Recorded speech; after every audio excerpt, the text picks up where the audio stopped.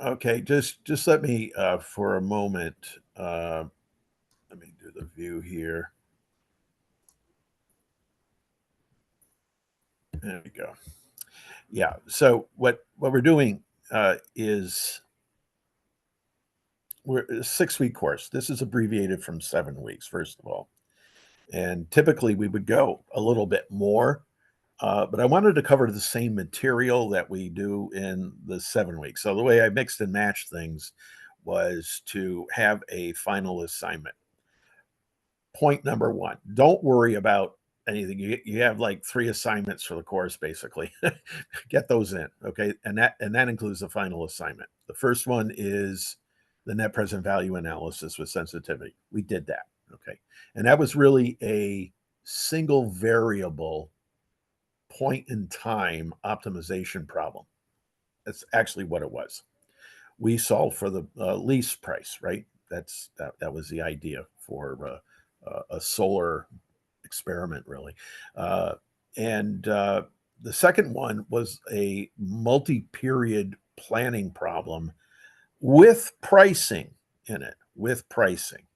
Now, some of you got that, some of you didn't get that. Don't worry about that. You're going to get it again because the third assignment now puts uh, some things that we learned about was last week, really. Yes, about simulation. How do you bring simulation into this? The simulation uh, uh, generates possible outcomes in a future or right now or sometime, right? That's the idea of simulation. And the idea of simulation is to simulate until you drop, basically, and then you have to make a decision. Yes, but we need to think of a lot of different possible ways things can occur, and some of those things are related to one another. That was the point of the Cholesky discussion that was last week. Things are related, they're correlated. And that is a twist and a turn that is very, very practical. I have found it probably the most useful simulation trick ever in discussions with CEOs and investors and people doing startups where we don't have any real good data, stylized facts about what we think the market is. We pop those into a simulation and then run our optimization routines. Optimization is just a logical structure for getting the most efficient in some idea of our mind against an objective with all the constraints, an efficient discussion about what our decision outcomes look like. Now, what happens if you take a wide range of possible inputs to that decision, relate them to one another, and simulate the stuffing out of it? And then for each simulation, each run, recalculate your logic model, which is the optimization model, and see what your decision outcomes are. What does pricing look like? What does production look like? In our case, also, I added one more little layer because I am an economist. I got to do this in order to keep my economist credentials, and I don't have to re-up my dues anymore. Uh, Labor requirements. That was the other thing because I have a production function in there with inventory. This is a pretty sophisticated model, actually, uh, even though it's a toy model. But we use toy models all the time because all models are toy models, every single one of them. 20,000 equation model, still a toy model because it doesn't it reflects aspects of of our managerial decision making reality, but it isn't reality. Absolutely is not reality. It's an aid to helping us deal with reality. That's all this says. It's all it can be. And that's a major statement here. So we're going to be doing that at the end here. And what I wanted to do was show you how I think through this. Okay, this kind of a model. And you can take that, use that, grow with it, discard it if you want and do your own thing. That's fine because there's a lot of different ways of thinking about this, every one of which is valid, which is why we have in most businesses that are run well, we don't run on consensus really. consensus is a scary thing because the minority opinion isn't respected very well in consensus. I'll take it. Least evil thing I can do. Yeah, I'll go along with you. Yeah, yeah, yeah. That's thanks for the moral support, right? It's a problem. What we try to do is gently and firmly uh, get our ideas together and become of one mind, especially about the strategic stuff. Logistical stuff, nah, not so much. Strategic stuff, definitely. Pricing is strategic. What is going to be our labor strategy or our materials strategy? Or where are we going to locate on planet Earth strategy? Those are those are extremely important strategic decisions. Some of which are almost all of which are irreversible in the short run, mildly reversible in the medium term. You got to define what that means, and anything goes in the long term. Yeah, okay, fine, because we can get four people like this sitting around typing away with on a computer and type out Virgil's Aeneid together. It will take forever to do that, right? Okay, it might not happen either. So the idea here, I want to walk through this last assignment. This is the assignment that's going to say, did you master the material or not? And so get through it. I'm supposed to. Here's the other concern. I have 48 hours to do all of this. I protest, so I just wait them out, until nobody's graduating right now. First of all, so that's not a problem. If this was December, it would be a problem. Yes. So I want you to do your best work and work together, but come up with your own personal solutions. That's the idea of being of one mind, but taking personal responsibility, which I think is the core. I mean, that's how we operate in the household. If we don't operate that way, things are not nice and they're not very pretty either. So you do that. You aim for that and you work at that. Organizations should do that all the time. When they don't, they begin to decline. And yeah, sinking ships. Yeah, no, it's more like the Titanic breaking up and falling into cold water. So, any thoughts? Any questions, especially about expectations? Timing? I guess as soon as possible. You know, fill the form out. You get it to me. I don't like it. I'm going to send it back to you, and hopefully get going. If you need time to digest, uh, I'm going to give it to you, and it's called an incomplete. You have 45 days to complete. Okay, which means you can soak this in, get something out of it. And I know you're in other courses, but maybe it's just a couple of sentences here and there. And then tweak it. You're done. Um, okay. So that's it. There's at least two folks have to do that because of life. Life's more important than this course. That doesn't mean we can't do both, though. I'm a both and person, so we can do both. I feel good. I'm wearing my new shirt today. It has a pocket. I'm very happy with that. We can proceed. All set to do that. Now, let me see if I can find this. Oh, there it is. Is this? Oh, yeah, there it is. Good. Okay, now let me share my screen. I got to go back here. And let's share the screen.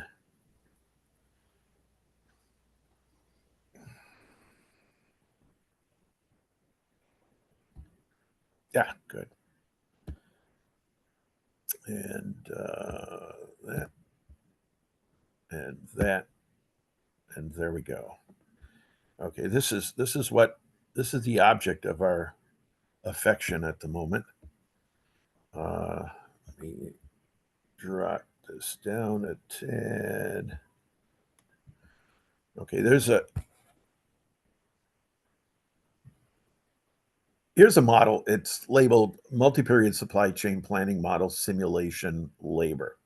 It comes off of the you can find it Let's get back up here on Moodle. And there's the wall. And let's get back to here. And if we mosey on down here, we can see where it is. I had to rewrite this whole thing. I was like, oh my God. So, yeah. Want to follow that logic, or you want to do my way? That's a pretty interesting logic. Yes. The original simulation machine, Monte Carlo. Oh, I also had some bonuses. This is one of my favorite parts of the bonus, but you're not going to see this. It's the outer limits. I might open it up for you so you can just have it. I just didn't want to totally confuse you. And if we get down here, oh, another one. This is the one that we're also doing. Okay. So it's still the robots. These robots. This poor guy here. He invented them, and I think we're almost here. We're getting. They will.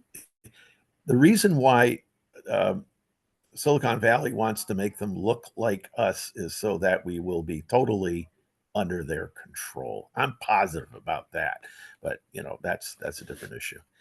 There are robots around me all the time, anyways. I just don't realize it.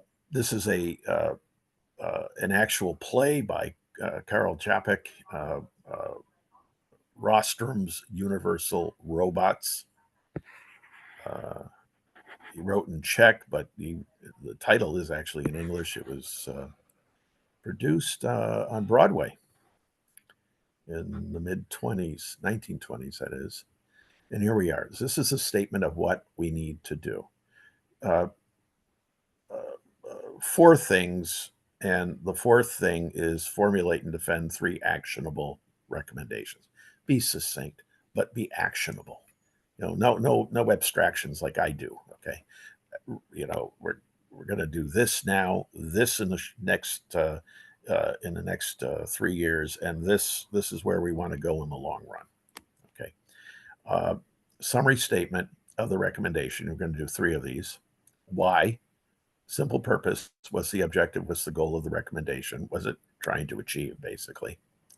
Roles, decision maker responsibilities. Keep it really tight. All right. We're talking with a CEO and a CFO at most. Maybe a direct report, something like that. Just to make these actual recommendations. This is the action plan, if you will, of the recommendation. Make up your own story. Okay, no problem there. What to do? Details about the steps, process, and stages. Now, this comes from the model, basically. We have inventory in this model, so we're going to have to play with inventory and its capacity, safety stocks. Okay, that's one piece. Another piece is demand. Somebody's got to deal with demand and customer sensitivity to price, but there's a non-price component to demand. That's the intercept term. That's non-price. And what does non-price mean in a market? It means, do I have access? Do I, as a customer, have access to the market? Access to the market means, can I afford to pay for this thing at all? Do I have technical services? Do I have recourse? Can I return it? What are the conditions for all of that? And that's access. That's the non-price component. Now, price is obvious.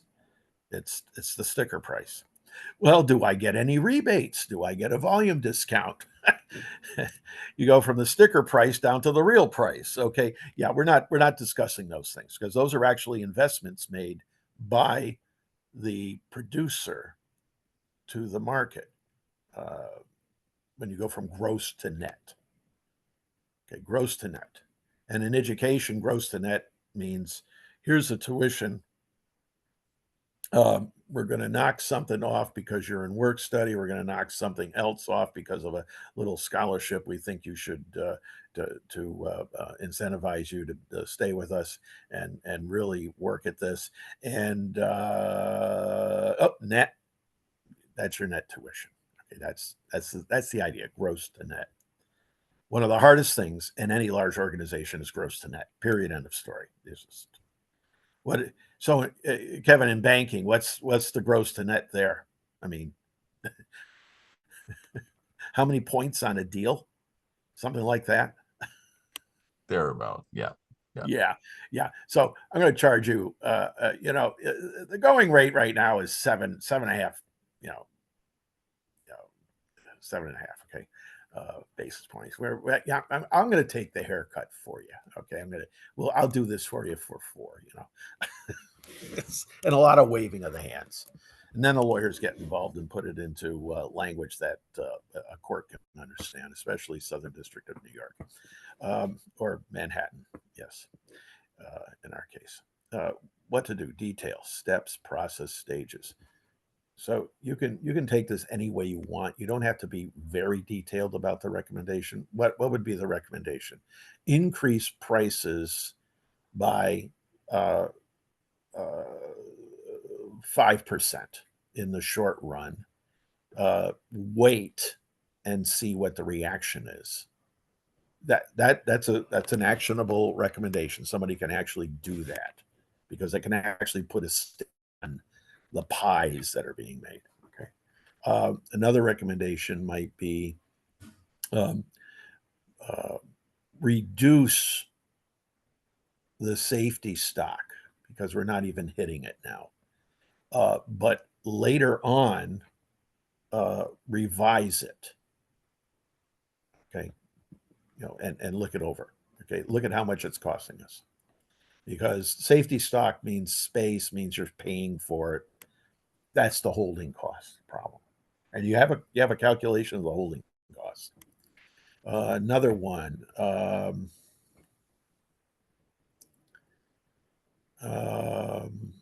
Customer sensitivity is very high in one scenario, very low in another scenario. Um, we suggest that we offer programs like a freemium program. Try it, see if you like it. Program, and for that we need to go to the restaurants who are our initial buyers, and we need to go to the trucks on the street, the food trucks. We make up your own stories. Okay. Um, who would have to do this? The marketing people, obviously. Who would have to do this? The inventory warehousing people who manage the refrigeration and the stocking and everything. Who would have to do this? The people in the finance department who are negotiating leases. Okay, be a little bit specific. Okay, that's good. That it is a business course after all, right? Yeah. When to do it? I mentioned short, medium, and long term. Real succinct again. And how does all this and a little bit of a tail on each one of these things or all of these things? How this supports our objective? Our objective might be to have sufficient uh, uh, warehouse capacity to manage a large blip in the market and still not go bankrupt, you know, something like that. Or one of our major competitors goes out of business, and all of a sudden we have a new market opportunity. You come up with your own reasons. Okay, so you write your little novella here, but a very succinct one, please. Okay, that's what I'm expecting. Submit. Use your imaginations. You may work in teams, but submit your own individual work. A scenario is analytically described by ranges of inputs and assumptions. And we'll talk about what that means. Uh, there are 3 scenario elements already in the model. I'm only asking you for 2 scenarios, but one is already here. Use that as your um, baseline. So you have to describe this, but now you have to come up with a scenario. An interesting scenario in my mind is a shock in like period 3, a big shock. what would happen. Okay, because this is a dynamic model. See if it comes, if the dynamics of it's only 6 periods long. Um, and these could be weeks, months, years. I mean, you could interpret this model any way you want. That's the purpose of this course, and that will show me mastery. Okay, there's no multiple choices here. There's forks in the road. Yeah, a lot of forks in the road, but just keep it succinct, easy to follow. This is what you would have to present to management, anyways, but showing that you know what you're talking about. Okay. So in this one, it's results are we have three results. Those are the decisions. One is kind of like a passive decision. It's based on production. They're all based on each other because it's a big simultaneous equation being solved. Production, how many pies, pricing, what to charge, labor, what do we need. Now, we're going to see that labor will go up and down and all around, but following production. There's a sensitivity parameter I put into labor. How sensitive is labor to one of the demand factors? We find this in general in the general economy too. Uh, Things happening in the general economy, like enrollment, is an example. You that's a what labor is needed to support levels of enrollment, what faculty labor, what staff labor, all around. Administrator, well, we don't care about administrators. You know, we gotta. They're my dead weight. Yeah, no, no, they're not. But it comes down that way that we can look at this in the make a pie business. We already know there's a kind of like a little mini supply chain. There's a process for making pies. There's assemblers. There's uh, bakers, there's packagers, there's all that going on. We need that labor. We need people to manage, obviously, the inventory itself.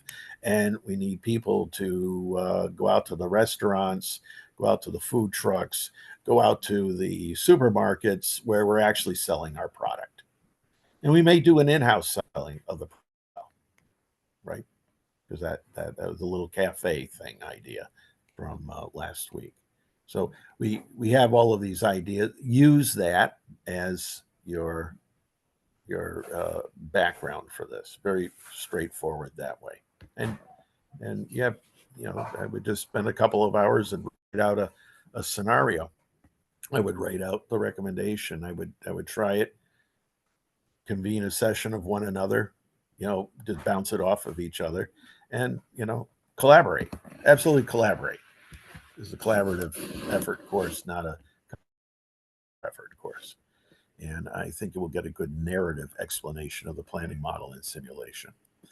I think you will be able to defend two planning scenarios, the one that is already in there and maybe a shock scenario might be interesting. Sensitivity. This is sensitivity on steroids because it's probabilistic sensitivity. Uh, some Monte Carlo runs are better than others, type of thing. Comparing their respective exploratory data analysis tables and plots. We'll look at that and formulate and defend three actionable recommendations. Each recommendation must include a support from the scenario analysis and include the following elements. Blah. There we go. Yes, there we go. All of this is not in a PDF file. It's all inside of this model. So these are boxes,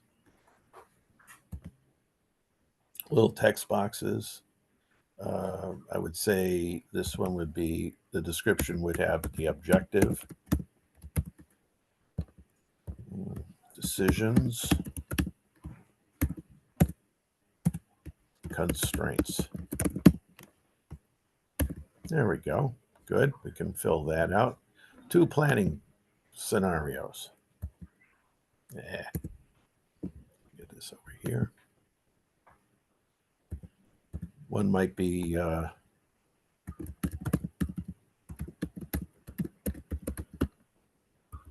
Just call this the BAU. The business as usual model, which is the current model. And this one here is let's say there's a demand shock. A shock and awe model. There we go. Demand shock run. Okay. And we're going to describe those in terms of decisions and constraints, but actually it's the constraints. So what we want to do is really look at demand parameters for each one.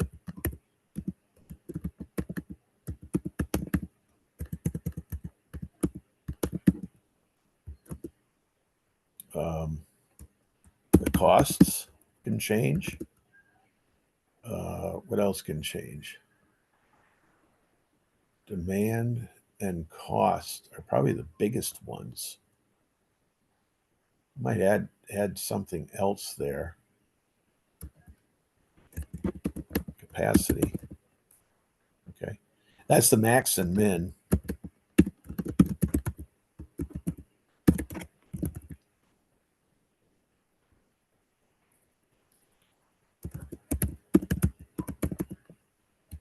Okay. And that would be for each one of these. Oh, pretty good. There we go. Now this EDA analysis is I'm violating my own ways of approaching this. There we go. This is straight out of this. So in this, you don't have to rewrite this model. You have to use this model. I think that's the idea. I have all of this pre-packaged for you. For example, I might want to look at prices. Automatically knows how to put out what the min and the max price are. It's not too much of a range. The 25th percentile, the 50th percentile, that's the median, and the 75th percentile. The IQR is the distance between the 25th and the 75th. That's the IQR. It stands in the same way as a standard deviation. It's the same idea, but it's actually more valid for this model than anything else. You can look at this kurtosis.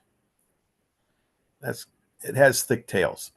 These, if this is like 2 or 3,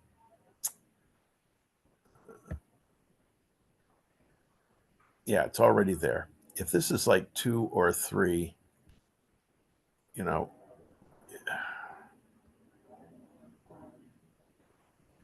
no. If this is 3 or greater, you have some big events that might happen to you. Okay, that's all that means. Big events, extreme events. Skewness, it's barely there. It's pretty centered. I think I think the labor, where is it? Average labor. Labor has thick tails. Okay, what that means is that labor may have some outlier. Outliers aren't bad. They're just extreme events that, when they happen, they can really do some interesting things to you if they're, big impacts, right? It's also slightly skewed. Okay. You'll see where the skew is in a second, what that 1.36 means. Go from a minimum, look at this, from 38 FTE, full-time equivalent, to 96. The reason why I put labor in here is that it's interesting. You have a labor constraint. You want to be a most favored employer, like a most favored nation, right? You want to be a most favored employer. You want to get the right people, and out of the right people, the really best people you can, and pay them properly, and fit the job to them if you can. That's the real hiring model, not the other way around. Doesn't work all the time. And you might have a union involved. Okay, SEIU Local 32B, 32J might be involved here. Yes, indeed. And I don't think they care much for this kind of variation. No, no, not at all. So Not a factor. now Not at all. I'm gonna go right here at 50. I need 50 right now. I'm Sure. gonna keep it that way. Yeah. So there we go. To me, that the shock here, an interesting shock scenario, will be how labor gets generated. And if we work back in the model, which I've already discussed a little bit on another video, which you can find, it's this number here. If you double that, if you triple that number to 1.5, huge sensitivity. This is an elasticity. So an elasticity means a 10% change in labor produces a 10% change in output production, a less than 10% change in output, that's what this is, or a greater than 10% change in output, that's what 1.5 means. That's elasticity. I mean, that to me would be a great second scenario. Just saying it out loud, okay? Because here's the other one. These scenarios here. Now, these are all defined by mean and standard deviation. Mean and standard deviation. If you make this not 50, but say 150 up here, that's price sensitivity. You make people, you have a demand sensitivity, a shock, if you will. Well, this is not so much a shock, but a shock, if you will, which says they're a lot more sensitive than you think. All right, it tests that assertion. Oh, they're not that sensitive. You don't have to worry about our. No, I am worried about everything because I'm signing the checks. Okay, it's my money in here too, by the way, which means it's my children's shoes. All right, simple as that. So what am I going to do? I'm going to see what happens. Why not? Doesn't cost anything except my paying Bill Foot and his exorbitant consulting fees, whatever. But I want to know. I want to know what happens. And every time you change one of these, you have to resimulate. So in this particular case, if I did change this to 150, I might get illegal numbers too. Oh, it's trying to do something. Oh my God, it's working. And now this goes through 89 times. So, watch it. Have some nice music on, perhaps. It helps to let it go. This, if I were writing this in R or Python or Fortran or something, that'd be a lot faster. It'd be like instantaneous. But we're using what you see is what you get approach to modeling here called a spreadsheet. And that's kind of cool. But you see things are changing. Each run has a different impact. And things are impactful or not. I don't know. We'll see how impactful they really are. Keep going. Now this is solving a nonlinear model that's not easy. Down at the bottom here, you see how many trial solutions to pull up and so on. It's really working its tail off here. I mean, we're almost there. We're not there yet. Are we there yet? Not quite. Getting there. And it's okay. It's instructive, at least once to see this. Now, also notice it hits 0.5. The sensitivity number hits 0.5 a lot. Okay. That we expecting that on occasion. So this does not use actually what Metropolis used, or Stan Ulam, who invented this method because he was bored right before getting some minor surgery. They all worked on the Manhattan Project, and the project component that they worked on had code name Monte Carlo. Thus, we get Monte Carlo. There we go. Johnny von Neumann,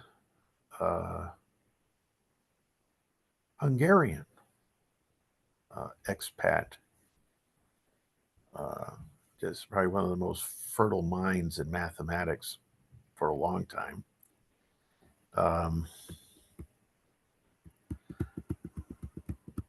They're all into quantum stuff, and we should all be in quantum stuff too, a little bit. Yeah, look at that. That demand sensitivity raised the stakes. Kurtosis, which again is the, so I would be taking a screenshot of that and a screenshot of this. So kurtosis is all of this thick-tailed stuff over here. And notice it peaks up. That is the +1 skew to the left here, okay? And the other interpretation of this, if everything is just normally distributed, nothing's normally distributed in life, but that's like perfect competition. It's like the ideal state of gas in a pipe, all of that kind of stuff. A perfect flow of electrons in a wire, all of that. That's what it would look like, that yellow line. That's a cumulative probability curve. The simulated one is this. Very different. And you see it bows out over here because of this peak early on. But lots of labor requirements, almost 100 FTE in some situations, caused by that incredibly large variation in price sensitivity of a consumer. Well, now, one of the recommendations here might be, because of this scenario, we need to, our recommendation is to segment our markets and realize that some markets might be very sensitive and other markets will not be so sensitive to price, and provide a mixture so that it can smooth our labor requirements. That's an actionable exercise. Of course, we'd have to deal with the stewards, right? Okay, right. We'd have to deal with hiring halls, right, and so on and so forth. And remember, if this is food processing, it's highly regulated. People have to have credentials, food production credentials, food supply, food service types of credentials. Okay, so there's a BI and there's a background investigation going on. Okay, so that's how I would use this with this scenario. If you choose to do that, fine. I'm happy with that. What would happen if this number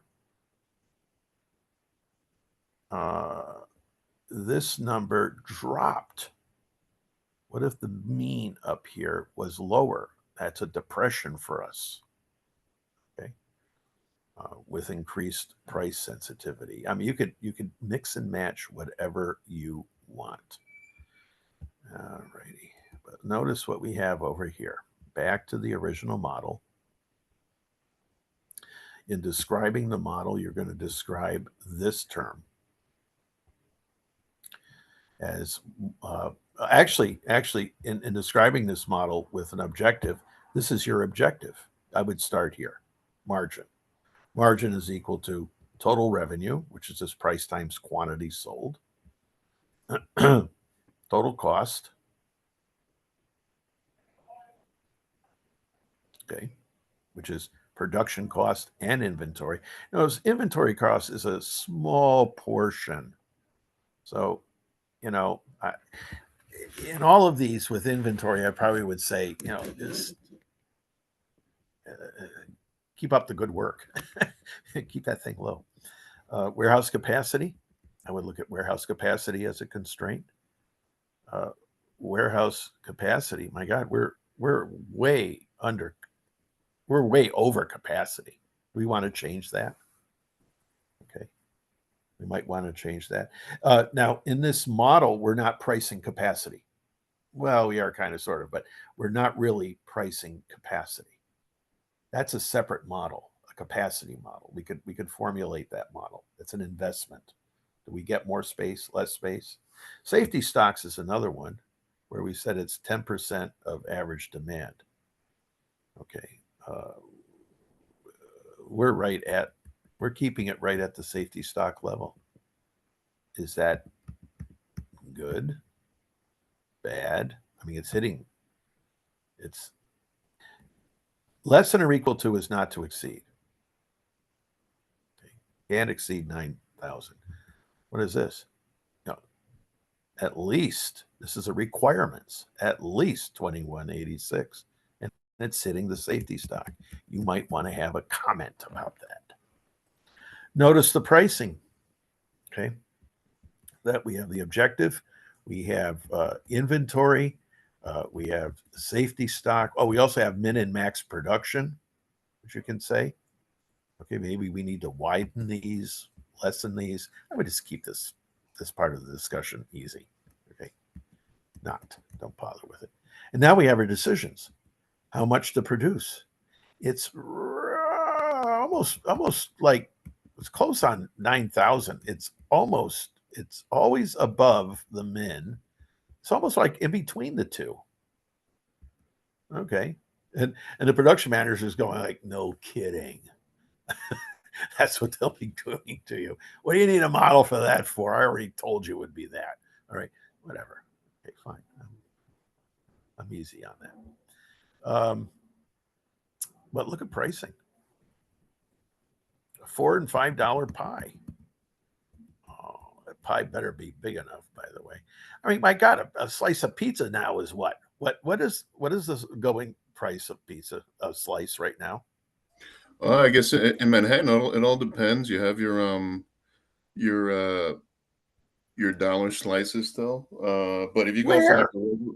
oh yeah, over in downtown, you have areas where they sell. I mean, it's not high quality, but I would imagine like yeah, Okay. yeah. I would imagine like for example, if you're going for like a John's Pizza, you're gonna run about $5 a slice. Yeah, there we go. There we go. Yeah, yeah. Even here in the Bronx, okay, we have three places that we go.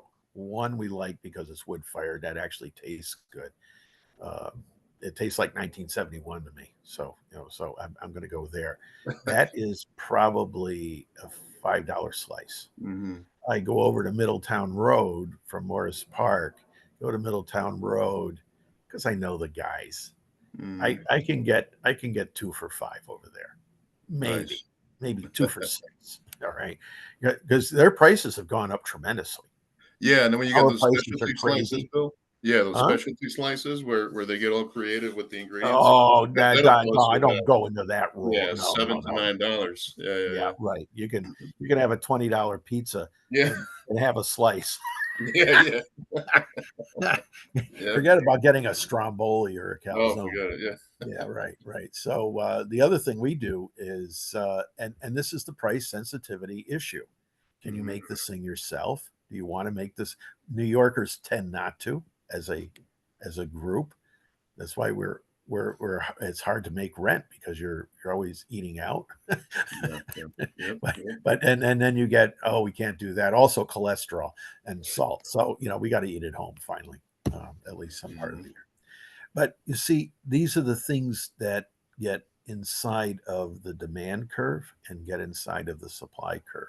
I'm mhm, running down here um, a very constant scenario of $2.95, and now the labor per pie, uh, standard deviation, etc. So $2.95 a pie. We're charging $4.58. $5.72. We're gonna probably and here's what you're gonna do. Well, you're gonna say, well, it ranges between this and that.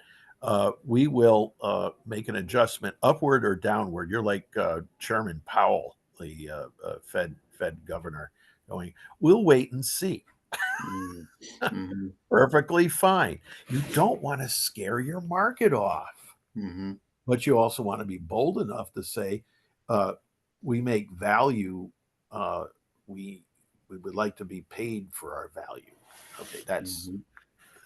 that's beyond self-interest. That's the original idea of equity, meaning fairness. That's the idea there, Mm. equitable.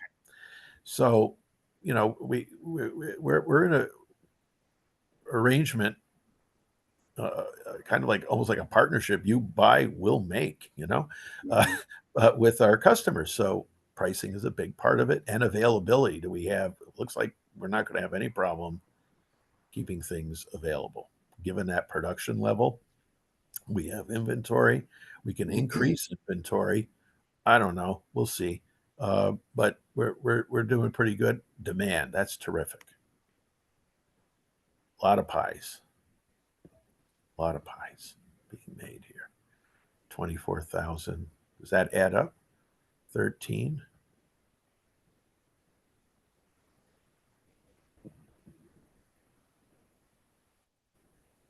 Does that add up?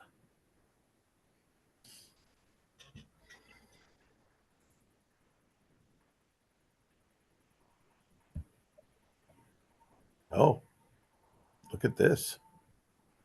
Is this the right way to do things? Check it out. That's negative. That's negative. So we gotta always have a safety stock of this. So, oh my gosh, these are all negative. Check that out.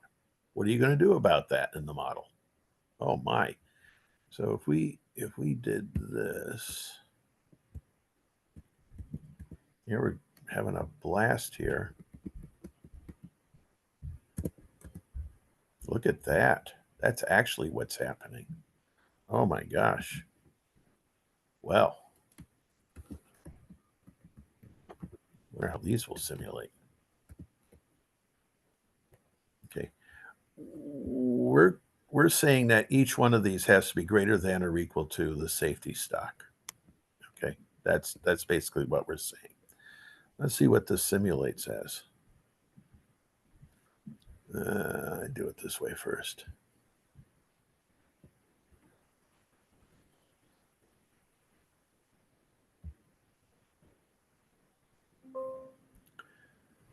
Could not find a feasible solution. Wow. Okay. Very interesting. Very interesting. So, in order to make this a feasible solution, we have to impose. Let me do it this way.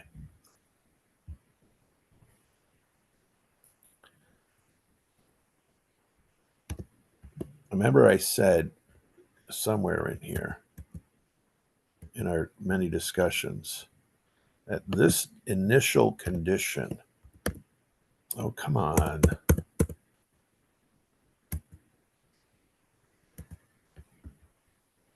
Okay, this plus this minus this equals that. Okay. I'm having a tough time today here. There. And there we go. What if we made this have an initial condition of that? 10,000 pies. And then resolve. The initial conditions are this model very sensitive. Nope, still doesn't like that. Because it can't generate enough relative to demand. That's the problem. It cannot generate enough and produce enough. Now I don't know why it's not producing more here, but if I put this at 10,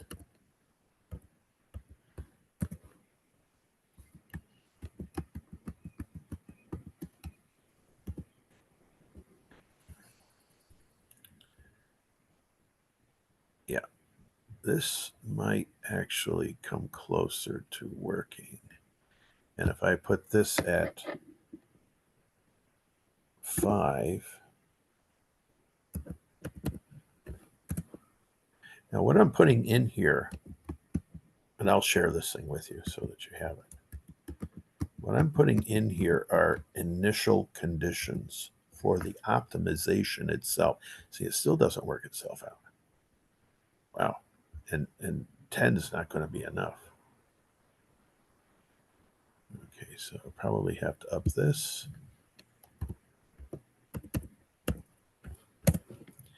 Multi-period problems give you multi-period headaches. And then if we put this closer to like 15, the max production.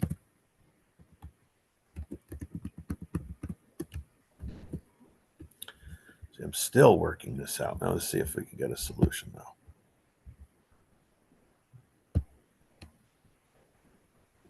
Nope. Does not like, look at this.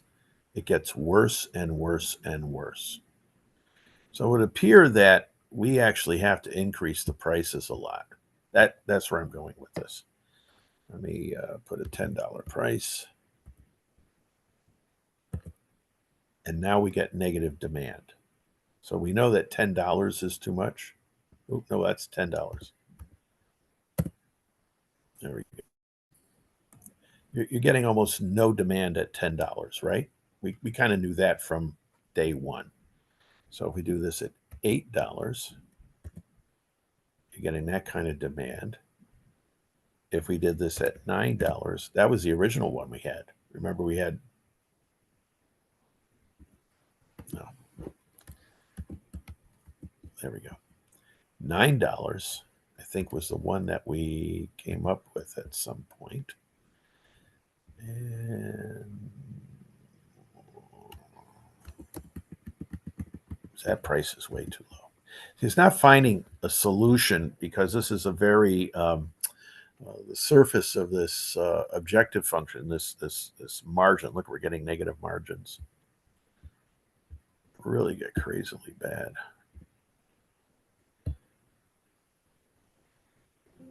No, still doesn't like it. And what did it not like, though? What's not to like here? Warehouse capacity is blown. Okay, so let's bring this down further. Back to 5. Solve again. This is what economists do all day long, is play with stuff like this. You might not want to ever do that yourself. There we go. Production here is trying to be that. See, if we have this, okay, max production, it's trying desperately to do that max production. Back here. And now we change things all over the place, Roughly $8, $9 prices, production. Now that's gonna change. Let's see what happens here. I don't think it's gonna solve either, but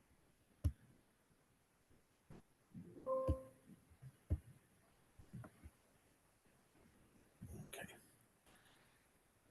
What is blowing this? It's the warehouse capacity is being blown. Okay.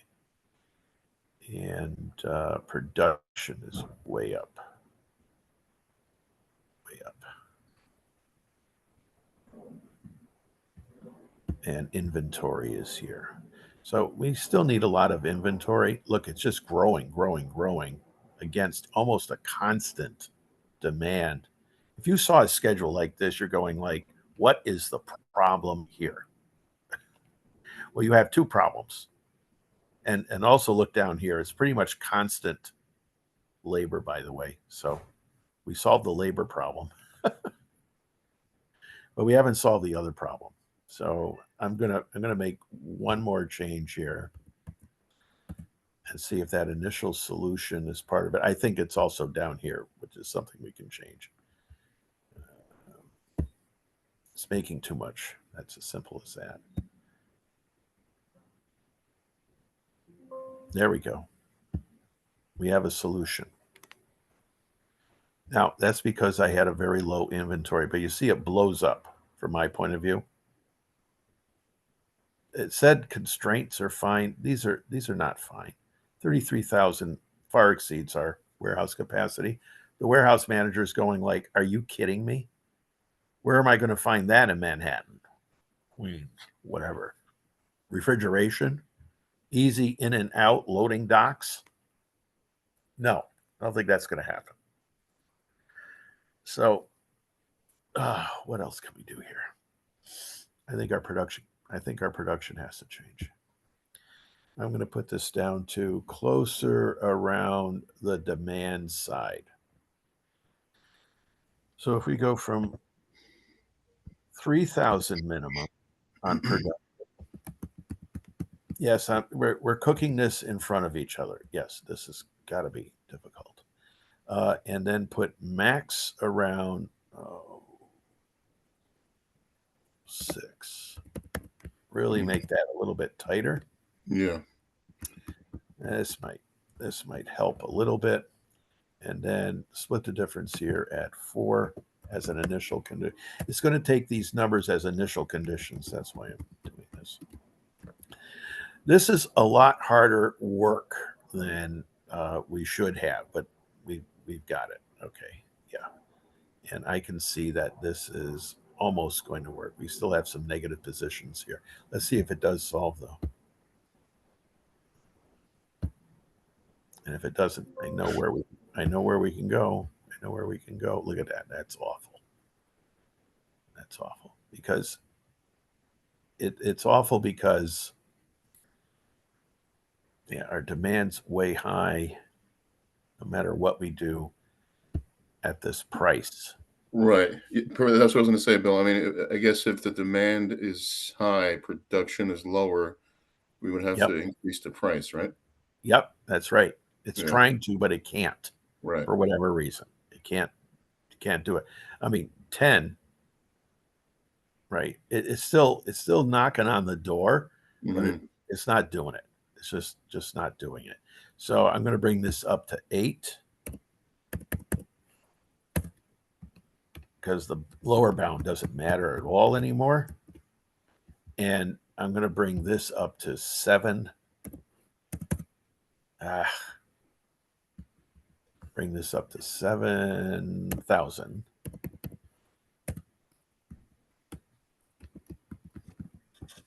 And we get good values at that price. This might work because this is actually a solution. It works. The math of it works. And we'll see what happens here.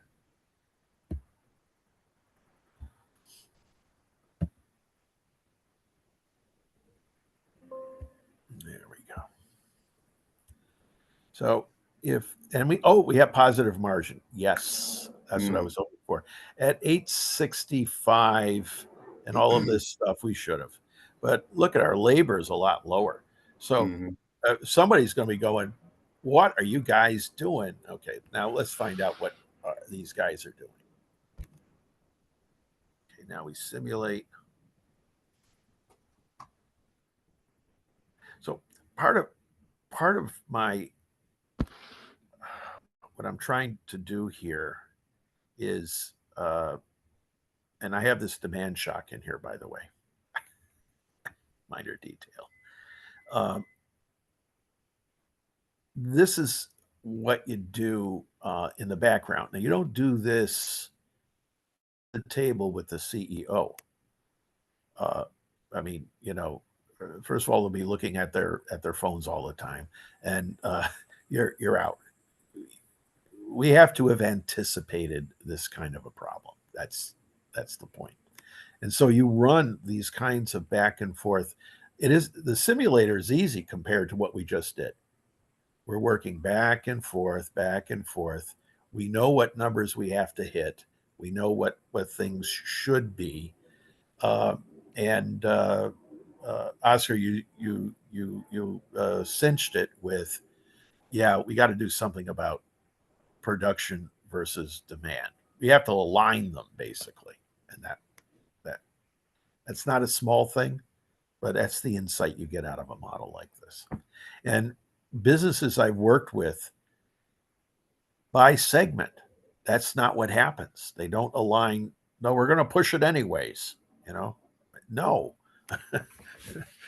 And sometimes you get illegal when you do that. So you got to really, really understand both ends.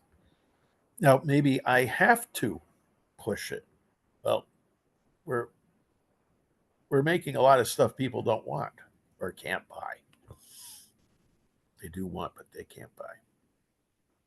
So we'll go through this 89 times.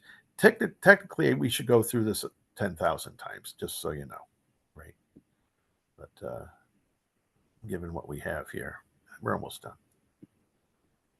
Some of those went very quickly.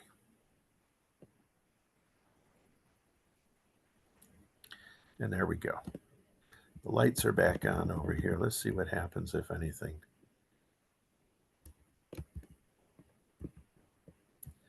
We're still at labor. Huge, huge labor issues. Even though this is like between 27, oh my God, 27 and 68. With that demand shock, there we go. I like this simulation a lot. Oh yeah, definitely. Look at this. Same shape, but this right here is going to be. This is the normal budget right here, but this is the one that's going to kill you if demand shoots up. All right, you have people willing to work on part-time basis who are qualified, who've got other things to do. I don't know, so that's this right here. You see that we have to go from roughly 30 somebody, we have to have another 10 to about another 15 FTE here. Remember, we're a small business. Okay, supporting this thing. Now, what was the other one? Pricing. Look at the pricing.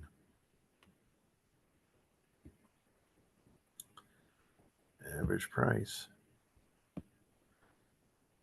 Yeah, I'd say there's some. Yeah, okay. Min to max, very tight, very tight. Okay, so our pricing in this labor is there we go. It's kind of all over the place, but when you smooth it out, that's why we have these cumulative probability curves. It's a little bit thick-tailed, and if we had 10,000, it would simulate a lot more smoothly. So, but this is good. This is good. Very centered on about $8 and some odd cents. But notice we have some really low price situations, some really high price situations, in order to support that run. That run, in effect, is like a scenario. But we're basically saying a scenario here are this set of input instructions. I'm going to change this one more time from the simulation point of view. I'm going to save this. I'm going to load this model into Moodle, and this will be the new model for what we need to do. Okay. And I'll also put it out in on the wall for everybody, because there's 4 of us. Only half of us are here. I'm going to put this back down to 50, business as usual. So I just did a shock to the demand, price sensitivity of demand, a shock. Everybody's out of work, very sensitive. Okay, good. But we still have to eat. That's the 45. Okay, simulate this. And now wait a second. Before I do that, what I want to do is take a screenshot of this. I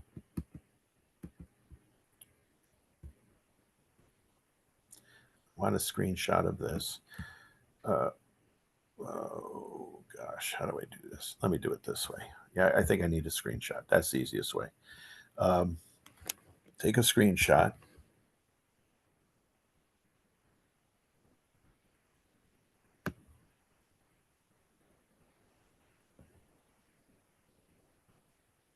Okay.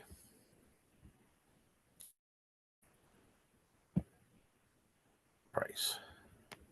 And then take a screenshot here. You're going to use this as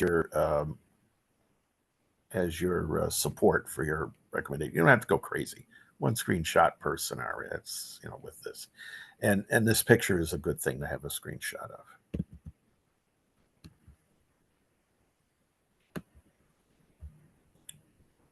Yes, this is a clunky way to do things. And what I would do under the report is perhaps put it here, or perhaps put it underneath here. You do whatever you want. And that's what I mean by the EDA analysis. So the name of this scenario is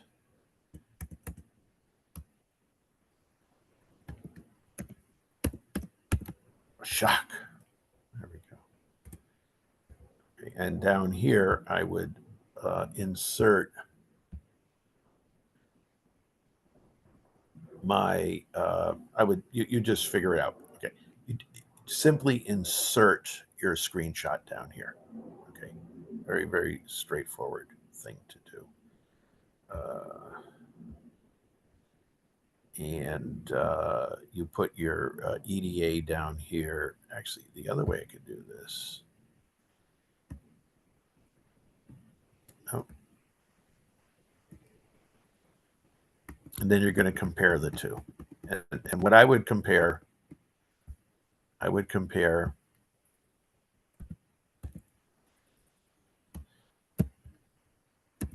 min, max, IQR, the distance between the 25th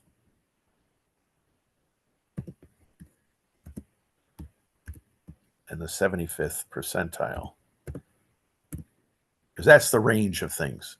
I give the median to management, but then they just stick on that. I'm going, no, you got to look at min, max, how big is that distance? That's the thing you got to really focus on. And I would do this thing called the kurtosis. That is thick tails mean extreme outcomes. Be aware of that. That's going to be your risk management plan, if you will. Okay. So that's how I would compare the two scenarios, which means I would have probably done this analysis here.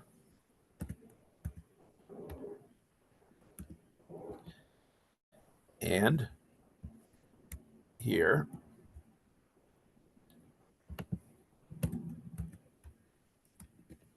And down here, put, and that's actually not hard to do if you do it this way. Not this thing. You use this. Yeah, put screenshot, definitely. That's cool. But you could do this as well. This is the price situation. Control C, copy. And down here, no, what you want to do is go home, paste special, and put in values and number formatting, values and source formatting. There we go. And what you have down here now is a frozen copy. It's just numbers, but with all the formatting and everything. And I would do, in this one, I like, I'm thinking price and labor is going to be a good story, but you could have other stories. All right.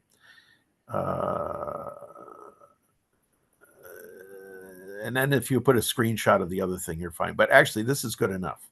This is going to be good enough. And you do this for the first scenario as well. And then you have some palaver about this. And now you have your recommendations. So recommend. Oh, that's kind of interesting. Did that happen? Why did that happen? Huh. Fascinating. There we go. One. Okay.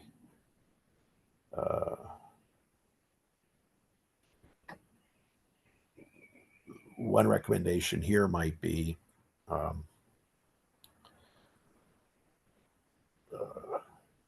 prepare for demand increase shocks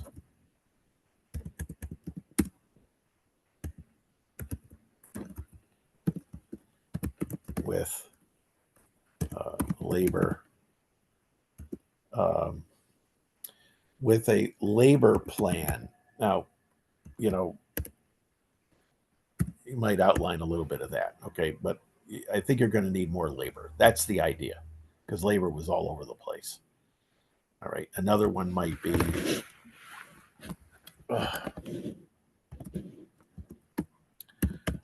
keep production the same.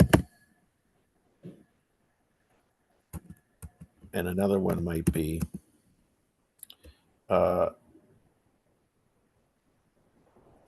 keep pricing stable. Okay. And you can write more than this. I'm just giving you an outline of what things that you would consider in there. That was a demand shock. What is a demand shock? One, among other things, 50 standard deviation price sensitivity rises to 150. 150 pies, actually. Prices. That is a demand shock. All else remains the same. Okay, that's the idea behind that. You might have a labor shock in there. You could do whatever you want. Objective is going to be, of course, margin and its components, decisions, pricing. That's the $8 that we got. Labor, a lot of things to do there, and obviously production. And the big constraints are production capacity,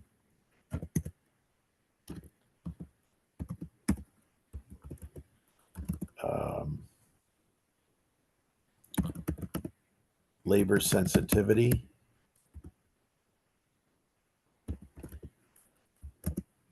and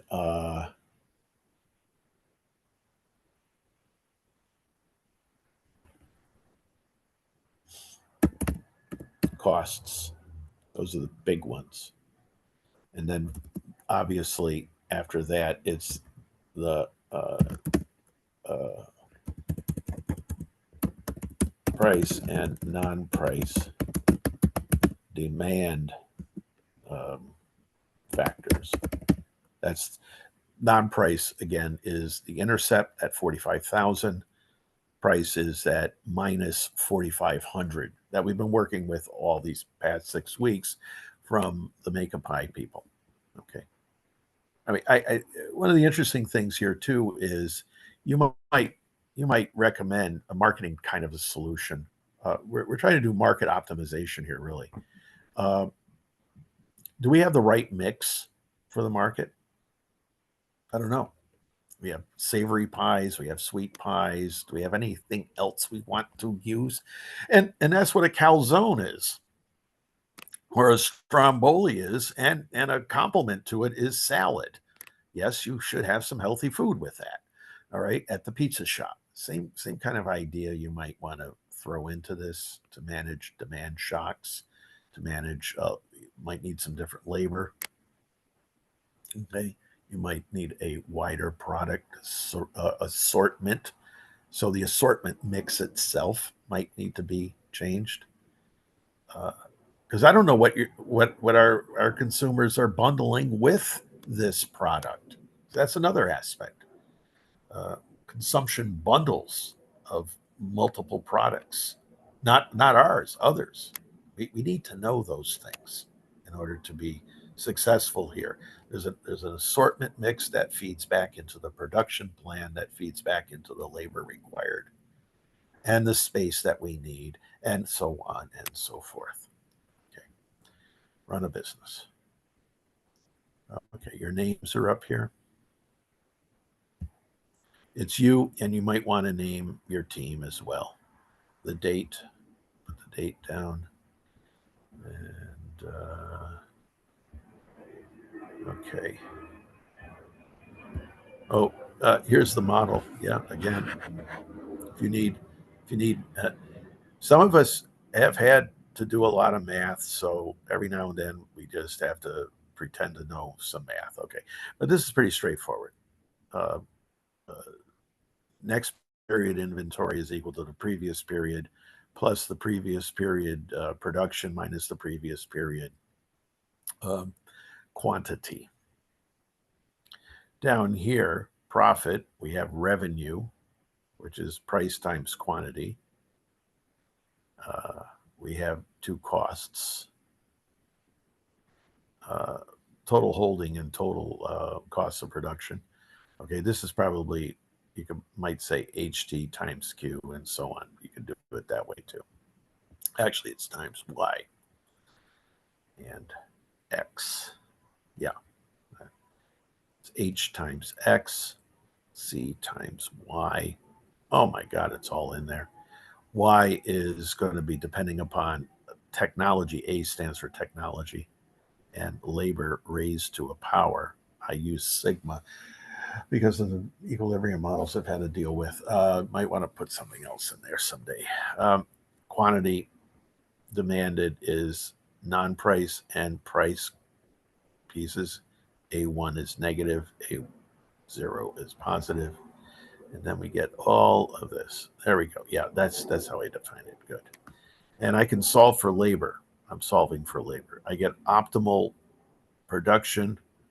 That implies a labor demand by the firm.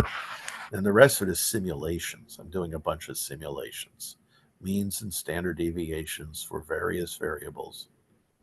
This row is a Cholesky thing.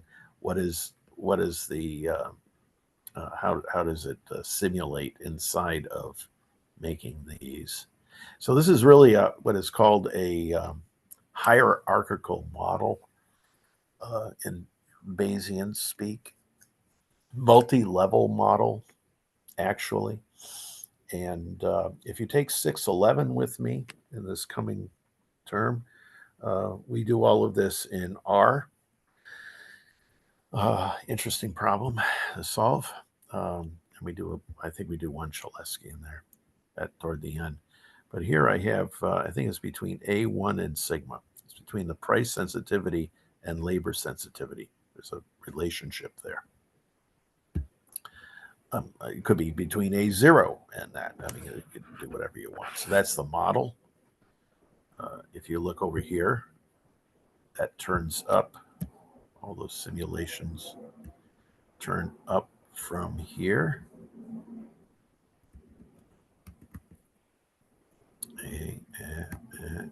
Oh, look at that. And this is the random number. The row is this row 50-50. And you could do an experiment for a scenario where you have a shock in demand and increases in non-price are negatively related to increases in price sensitive parameters. Now, that's an important one in many industries where all the non-price stuff like regulatory barriers and access to markets and, technological constraints, OFAC, the Office of Foreign, can't remember what the anyways, there's an office within the Department of the U.S. Treasury that manages foreign ownership of targeted U.S. technology, and that means who has control over the patent and who has control over the technology. It might not even be able to cross borders, and that's a political concern, not a, and it becomes an economic concern because it comes in as a constraint. So we might see that when this goes up, this goes down. Okay, that's the idea there. And a year is 1,250 pies, I guess, for each person. Wow, I make a lot of pie. And how sensitive are we to that person, that FTE? And notice I'm using FTE, not head count, right? You know the difference, right? Yeah, it's the production monad way of saying we don't like people. We like we like people to be very flexible.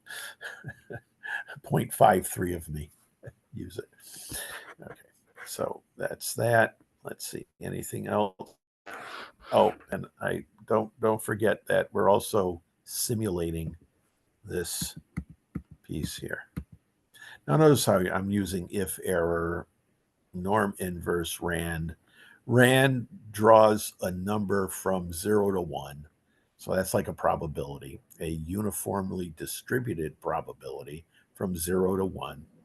So if it's 0.9, we get the version under the normal curve of a mean and standard deviation from that. And sometimes this can get crazy, so we put an error term in here. It can get undefined because there's a lot of math behind this. Some of that math doesn't work all the time with all the numbers, and we can't possibly want to know all of that, but we have to know that exists. We're in numerical land here. We got this model to work because we started playing with production kind of matching. Look at what's happening here. We have this, but we also have these issues down here. Now this is blowing this up. I don't know why it's saying that this is okay. Huh, interesting. And this is okay. I'm just going to release this. You make this bigger. Okay. Something's not working. And that's true. Don't worry about it for our purposes. But the nonlinear models are scary. They simply are scary, especially when we put them into decision-making production machines. And the reason is it's hard to find what is called a global maximum. These models search over a very small space in the end, and they say that's the right number. That's the biggest margin we can get, and everything else follows. And we hope everything else works. Well, you can see it didn't work. Right now, if I was using a professional grade version of an optimization routine, probably Cplex in this case, I wouldn't have this problem. I'd have other problems, but I wouldn't have this problem. It would search, and I could tweak it to make it search properly. You got to hire somebody to do that. All right. That I'm just saying, be careful with optimization models. But it's the right idea to figure out what the optimization is here. Having a multi-period, one period depending upon the other, that's just a bunch of equations being simultaneously solved. And sometimes they don't solve cleanly. There's a way to handle that numerically too. So just remember those caveats. This last labor was pretty interesting. And this one.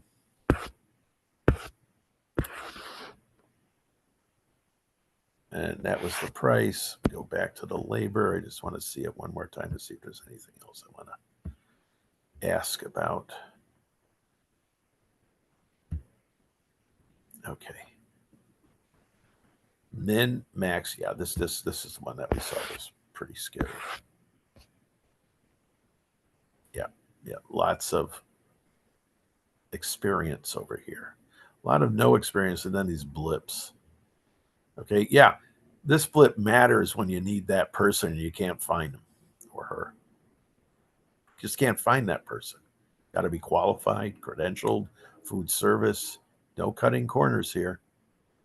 It's not how we operate.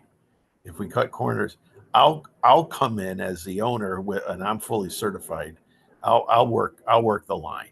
All right, we're not going to cut corners, and now that's a different decision. That's a interesting. That's where compliance and ethics meets. All right, that was fun. This is all the machinery to get to that, and this was the machinery to get to building these curves. This is really stats 101 machinery. This is what we do in descriptive statistics. We learn as much of this as possible because this is the place where and this is what we actually use. Okay, 20. Wow, that's big. I don't think there's anything else here. You have any questions? Y'all very silent because I'm just rambling on now. No, that is stop. No, not for me. Yeah. Okay, I hope this was helpful. Very, yeah. To help give you a more precise idea of what you're up against. You know, just write it I'm out. sorry, Bill, did you mention you were going to share this? Yep, you're going to have Okay. this. Yeah, I'm going to put this on Moodle, and in order to do that, I need to save it. I'm going to also save it as a revision name. I plan to watch the video right after class. Yeah. Well, it won't be available for a couple of hours. That's the problem. Okay. That's okay for me. Yeah, that's right. And this is we'll just call that Rev. All right. And this will be all in there. Okay, now what I'm going to do is I've got to do this. And what we're going to do next is we're going to stop the video here. I think this is a good place to stop, but let's not stop the next couple of minutes in class. All right, I will continue on with that, and I will transfer this to Moodle immediately so you can download it. But other than that, thanks for all the video viewers, anybody who wants to watch this thing, for your kind attention. Oh yeah, microeconomics here. Anyways, that's a different thing. Let's see if I can pull this off. Okay, and let me drop this into the final assignment. I've got to do this and go down here and watch this. But look at all the stuff we did. A lot of stuff. Hopefully, all marching in this direction. Optimization, both. Quite a bit of stuff. And I do read your posts, by the way. You're doing great with most of these, with everything that you're putting in. Please continue that. The inventory model here, our big model, more good stuff there. I have actually read those, but it doesn't show it. It shows I don't do anything. I got one more to do there. And there was nothing here except do this, do a share. I'll look at those. And you're good. And don't worry, you can't even see these, the pretty pictures. There we go. That's where we are right now. And we just went through all of these steps. And I will edit settings.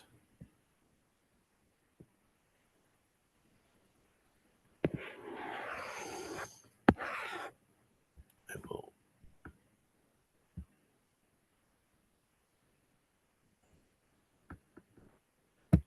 delete.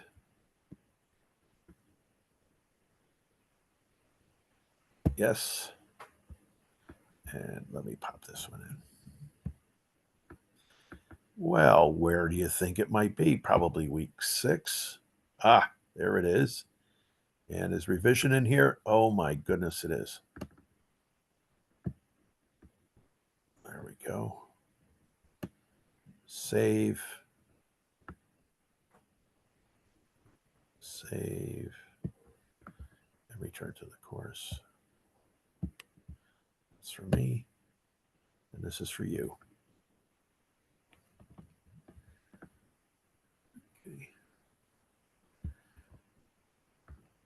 Okay, that's it for the video.